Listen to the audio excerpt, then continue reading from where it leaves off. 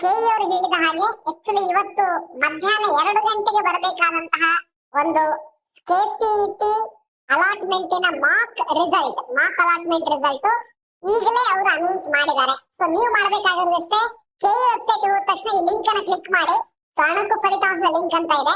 So ಇಲ್ಲಿ ನಿಮ್ಮ CET number, date of birth ಮತ್ತೆ ಕ್ಯಾಪ್ಚಾವನ್ನು ಹಾಕಿ. ಸೊ ಸಿಇಟಿ ನಂಬರ್ ನಿಮ್ಗೆ ಎಲ್ಲಿ ಸಿಗುತ್ತಾ ಅಂದ್ರೆ ನಿಮ್ಮ ಒಂದು ವೆರಿಫಿಕೇಶನ್ ಸ್ಲಿಪ್ ಅಲ್ಲಿ ನಿಮ್ಮ ಫೋಟೋ ಮೇಲ್ಗಡೆ first line option entry CET number ಅಂತ ಇದೆ ನೋಡಿ.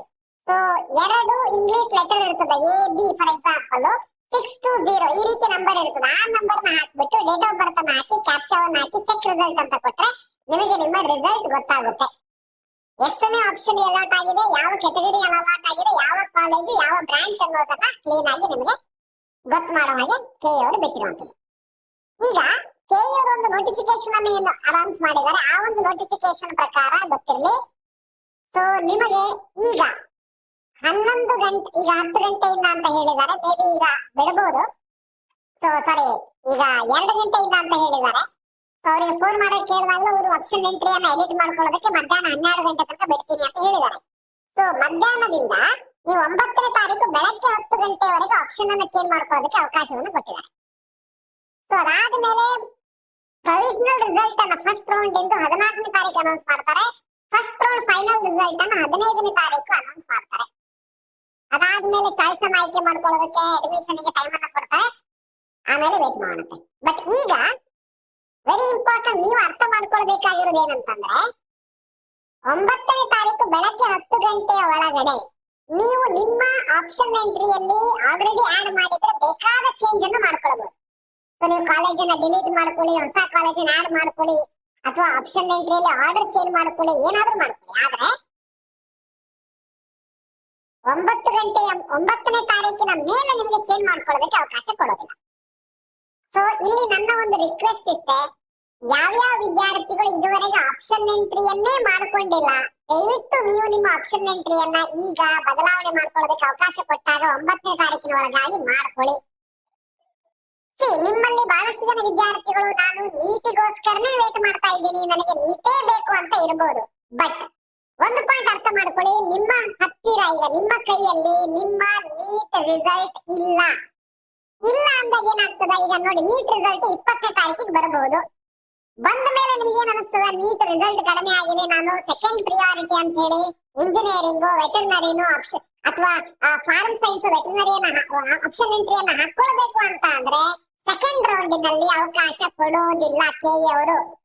ಆ ಕಾರಣಕ್ಕೆ ನನ್ನ ರಿಕ್ವೆಸ್ಟ್, ನೀಟೇ ನಿಮ್ಮ ಮೇನ್ ಇಂಟೆನ್ಷನ್ ಆಗಿದ್ರು ಕೂಡ ನಿಮ್ಮ ಹತ್ರ ಈಗ ರ್ಯಾಂಕ್ ಇಲ್ಲದೆ ಇರುವಂತ ಕಾರಣಕ್ಕೆ ನೀವು ಹೆಂಗ್ ಥಿಂಕ್ ಮಾಡಬೇಕು ಅಂತ ಅಂದ್ರೆ ನೋಡಿ, ಈಗ ನಾನು MBBS BDS ಅಥವಾ BAMS ಮಾಡೋನು 99.999% ನಾನು ಅದನ್ನೇ ಮಾಡ್ತೀನಿ, ಸೀಟ್ ಸಿಗಬಹುದು.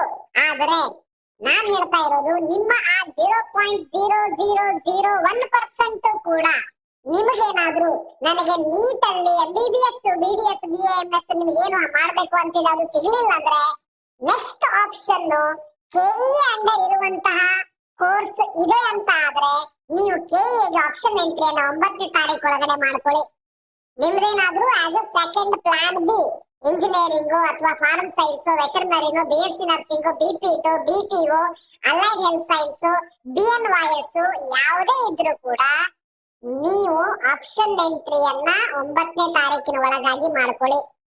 ಇನ್ನೊಂದ್ಸಾರಿ ಹೇಳ್ತೀನಿ ವಿದ್ಯಾರ್ಥಿಗಳ ಕರೆಕ್ಟ್ ಆಗಿ ಕೇಳಿಸ್ಕೊಳ್ಳಿ, ನಿಮ್ಮ ಇಂಟೆನ್ಷನ್ ನೀಟಿಗೆ ಹೋಗೋದು ಅಂತ ಇದ್ರೂ ಕೂಡ ಅಲ್ಲಿ 0.001% ನೀವು ನನಗೆ ಅದು ಸಿಗಲಿಲ್ಲ ಅಂದ್ರೆ ನೆಕ್ಸ್ಟ್ ಆಪ್ಷನ್ ಕೆಇ ಅಂಡರ್ ಇರುವಂತ KCET ಕೋರ್ಸಸ್ ಗಳು ಇದೆ ಅಂತ ಆದ್ರೆ ದಯವಿಟ್ಟು ಆಪ್ಷನ್ ಎಂಟ್ರಿಯನ್ನ ಮಾಡ್ಕೊಳ್ಳಿ.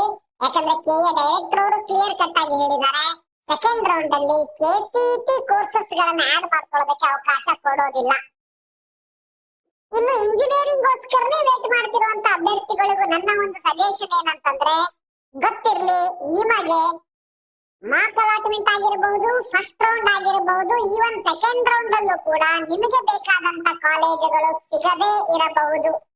ನೀವ್ ಹೇಳ್ಬೋದು, ಇಲ್ಲ sir last year cut off ಅನ್ನ ನೋಡದೆ ಸೊ ಅಟ್ ಲೀಸ್ಟ್ ಅದು ಒಂದ್ 2-3 ಕಾಲೇಜಲ್ಲಿ ಒಂದಾದ್ರೂ ಸಿಗಬೇಕಿತ್ತು ಅಂತ ನೀವು ಅನ್ಕೊಳ್ಬಹುದು. ಆದ್ರೆ ನಾನ್ ಹೇಳ್ತಾ ಇದ್ದೀನಿ, ನಿಮಗೆ ಸೆಕೆಂಡ್ ರೌಂಡ್ ಮುಗಿಯೋ ಹೊತ್ತಿಗೆ ಅಥವಾ ಮೂರನೇ ರೌಂಡ್ ಮುಗಿಯೋ ಹೊತ್ತಿಗೆ ನಿಮಗೆ ಬೇಕಾದಂತ ಅಥವಾ ಲಾಸ್ಟ್ ಇಯರ್ ಕಟ್ ಆಫ್ ಅಲ್ಲಿ ಸ್ವಲ್ಪ 500,000 ರ್ಯಾಂಕ್ ಹೆಚ್ಚು ಕಡಿಮೆಯಲ್ಲಿ ಏನು ಸ್ಟಾಪ್ ಆಗಿರ್ತದ ಅಂತ ಕಾಲೇಜಸ್ ಗಳು ಸಿಗುತ್ತೆ. ಆದರೆ ಈಗ ಕೋರ್ಸ್ ಈಗ ಒಂದು ಮಾರ್ಕ್ ಅಲಾಟ್ಮೆಂಟ್ ಆಗಿರಬಹುದು ಅಥವಾ ಫಸ್ಟ್ ರೌಂಡ್ ಅಲ್ಲಿ ಆಗಿರಬಹುದು, ನಿಮಗೆ ಚೆನ್ನಾಗಿರುವಂತಹ ಕಾಲೇಜ್ ಸಿಗಲಿಲ್ಲ ಅಂದ್ರೂ ಕೂಡ ಅಥವಾ ಲಾಸ್ಟ್ ಇಯರ್ ಕಟ್ ಆಫ್ ಅಲ್ಲಿ ಬಹಳ ಕಡಿಮೆ ಇರುವಂತ ಕಾಲೇಜ್ ಸಿಕ್ಕರೂ ಕೂಡ ಆಶ್ಚರ್ಯ ಪಡಬೇಡಿ, ಚಿಂತೆ ಮಾಡಬೇಡಿ. ಯಾಕೆ ಅಂದ್ರೆ ಬಹಳಷ್ಟು ಜನ ವಿದ್ಯಾರ್ಥಿಗಳು ಯಾರಿಗೆ ನೀಟ್ ಅಲ್ಲಿ ಒಳ್ಳೆಯ ಮಾರ್ಕ್ಸ್ ಬರುವಂತಹ ಲಕ್ಷಣ ಇದೆ, ಚಾನ್ಸಸ್ ಇದೆ, ರ್ಯಾಂಕ್ ಬರುವಂತ ಚಾನ್ಸ್ ಇದೆ, ಮೆಡಿಕಲ್ಲೇ ಮಾಡ್ಬೇಕು ಅಂತ ಅನ್ಕೊಂಡಿದ್ದಾರೆ, ಅಂತವರು ಕೂಡ ಇಂಜಿನಿಯರಿಂಗ್ ರ್ಯಾಂಕ್ ಬಂದಿರೋ ಕಾರಣಕ್ಕೆ ಸ್ವಲ್ಪ ಚೆನ್ನಾಗಿರೋದಕ್ಕೆ ಇಂಜಿನಿಯರಿಂಗ್, ವೆಟರ್ನರಿ, BSc ಅಗ್ರಿಕಲ್ಚರ್ ಇಂಥವನ್ನು ಕೂಡ ಹಾಕೊಂಡು ಕುತ್ಕೊಂಡಿದ್ದಾರೆ.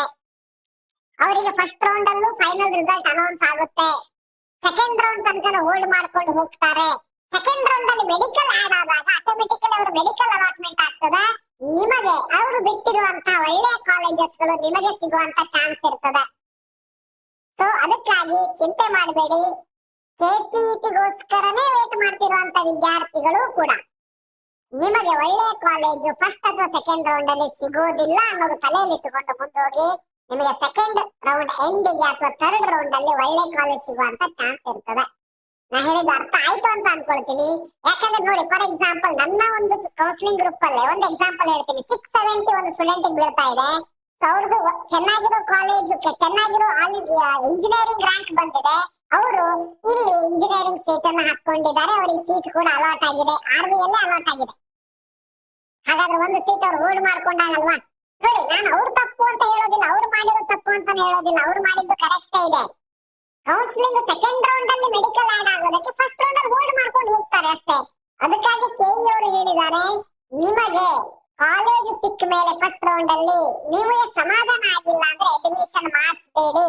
ಗೋ to second round. Second round ಅಲ್ಲಿ ನಿಮಗೆ ಚೆನ್ನಾಗಿರೋ ಕಾಲೇಜ್ ಸಿಗ್ತದೆ, ಥರ್ಡ್ ರೌಂಡ್ ಅಲ್ಲಿ ಇನ್ನೂ ಚೆನ್ನಾಗಿರುವಂತ ಕಾಲೇಜ್ ಸಿಗ್ತದೆ.